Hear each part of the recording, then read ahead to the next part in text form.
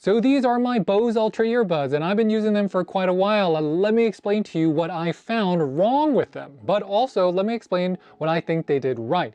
I mean, I don't mean to show off, but I'm a pretty hardcore Bose guy, and I go all the way back for the active noise cancellation from Bose earbuds to the wired active noise cancellation earbuds. So these are the Bose QuietComfort Ultras. You have the button on the back. That's what they look like. So they look just like the QC QuietComfort Series 2. This is the QuietComfort Series 2. So these are the cases side by side so you can see them. They're literally the same case, guys. They did improve the finish on your Ultras right here. So in case anyone's wondering, this silver is the Ultra and the black is going to be the QuietComfort Series 2s. Not a huge difference there. All right, so let's put in our QuietComforts into our ear. So it's a really good seal and it's stable. So I do like how these fit, and that's why a lot of people, just like if you see my review here of the Bose QuietComfort Series 2, I said these are some of the best fitting, comfortable earbuds and probably my favorite for travel. It's not gonna be the foamy tip that you get with the 1000 XM5s. It kind of has a plushness that goes deeper in your ear. These actually just do a really good seal on the entire ear hole canal. This is the case for a QuietComfort Series 2. We'll take them out. I'm gonna put the Ultras inside this case. I have inserted the Ultras inside of the Bose QuietComfort Series 2 case, and they are charging, and they close. That's how close they are. You can interchange the cases between them. So if I open up the case, I can connect directly to them, and I can confirm that the case works. So definitely, you can use the same case as the QuietComfort Series 2 on the Ultras. So right out of the box, the bass is gonna be more punchy, it's gonna sound really boomy, and it's gonna be greater than if you were to get the Bose QuietComfort Series 2. However, if you just adjust the EQ here, the Series 2 will sound just like your Ultras if you adjust the EQ. If you're trying immersive audio, basically if you're on still, you can test it out just by doing something like this. It should feel like the music is live in front of you at one station and not like you're moving with it. Some people love it, some people hate it, but a lot of us are not even using it yet. How many AirPod users do you know that use spatial audio? And how many Sony users do you know that use 360 audio? I review this stuff and I test this stuff all the time, and I don't know many people that actually use those features that much.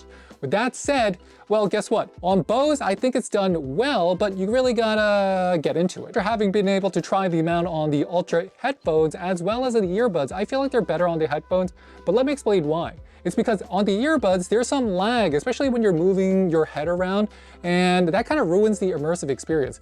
Also, there's no Dolby Atmos support here, so that's a little bit of a drawback to me over using something similar like the spatial audio from Apple, because on Apple, there is no lag, and it can be used with Dolby Atmos. So if I'm watching a video with Dolby Atmos, it's gonna combine the spatial audio and make it sound really good. Let's talk about reliability. The question is, how reliable will your Bose be in the long run? Because I know a lot of people that are having issues with their Bose QuietComfort Series 2 because of the connection issues, and they didn't get their updates. Other things, there's no wireless charging case on your Bose, and you can't turn off the active noise cancellation or aware modes, otherwise these will not work. So can we trust Bose to deliver the updates for the Ultras now that they didn't bring to us on the QuietComfort Series 2? That is the question. However, I do believe that because they did the big name change and did it so soon, Bose is actually going to do a big push in terms of the product support here to show they're more of a software company as well as a hardware company. This is going to be a really interesting time in the Bose marketing and their technical departments, I guess. All right, so I'm going to connect this to my iPhone. I just pressed the Bose Music app. We're going to be adding in a new device here. So we want to add in the Bose QuietComforts. Your phone is going to be able to search for the earbuds. It says Bose QuietComfort Ultra Earbuds. We're going to connect it. You don't necessarily need to make an account to use the Bose Music app. You do not need one. We're going to pair, and that's it. That's the entire process. Very simple, easy to connect. These are going to be the same controls as your QuietComfort Series 2. If you want to play or pause, just hit it once. If I want to skip forward, I double tap, or go backward, I triple tap. exactly just like the Sony. So not a huge difference here. These will also come with Active Sense in the Aware mode. That's going to automatically adjust the noise cancellation levels based on your environment. So if you're looking at the Bose Music app and you get to the Bose QuietComfort Ultra Earbuds page, well, you can adjust the volume right here. You have your battery levels right up front, the modes. You can adjust them from quiet, aware, immersion, and then you could add additional modes. So let's talk about the call quality. So if you're used to using something like the AirPod Pros, I'm going to tell you right now, the AirPod Pros have better call quality because it just does a better job making the receiver's voice clearer on your end and making your voice clearer to the receiver. And the max volume is actually going to be higher on the AirPod Pros than you get on the Bose.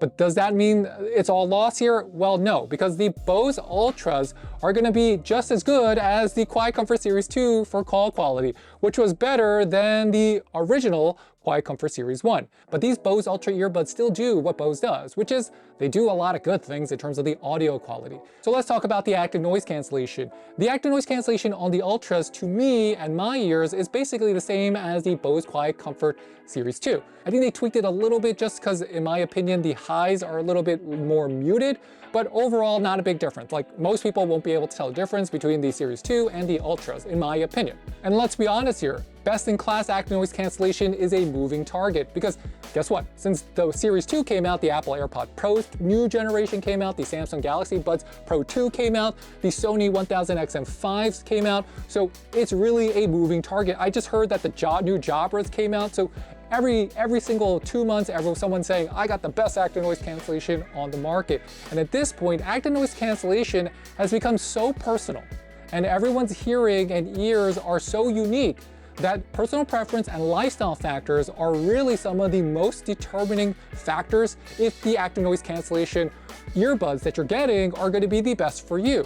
I mean, I like the sound signature because the bass was boosted on these Ultras, but I know some people might not love that everything sounds so boomy and bassy, but the addition of the EQ means you could change the sound how you like it, right? I can adjust the bass, mid, treble from +10 to -10. But on max volume, is it gonna be able to go louder than before? No, it's about the same on the max volume. At max volume, do you hear any difference between the Series 2 and these? No. Now, let's talk about the app experience. The app experience here is the best because it's really simple and easy. Bose has really just, every single generation of their earbuds, they just improved and improved and improved and improved it. So that's why it's getting better and better. There's not a lot of controls, there's not a lot of customizations, but there's really no learning curves. So honestly, why do I recommend the Ultras over the Series 2, even though I've been saying that they're so similar? Because no matter how much love I have for the QuietComfort Series 2, the connectivity issues are such a big deal, and Bose has not fixed it on the Series 2 that I cannot recommend anyone get these unless you're getting it on a great price. So if you ever experience that, that's not something easy to fix. There's no real fix for it because it depends on your cell phone and how you use your QuietComforts. And second, in my opinion, Bose is fighting to keep their market share with all the big audio and ANC leads that they had from the 1980s, 1990s, 2000s, dwindling every single day. In the 90s up until the 2010s, I really chose Bose because they had the best-in-class customer support. You just walk in the store, no questions asked, they would help you, they would fix it, they would just side with the consumer. But now everything's changed, and now they're kind of in this upgrade game, so hopefully tomorrow and in the future, I buy Bose because they care about their loyal customers like you and me. So with that, if you have any questions, leave them in the comment box below. I will get back to you, and please, please, please, hit that like and subscribe button. It really does help support our channel. And I'll catch you next time. This is Dave with the French Glow, showcasing to you our Bose QuietComfort Ultra earbuds. I'll see you soon. Bye, bye, bye.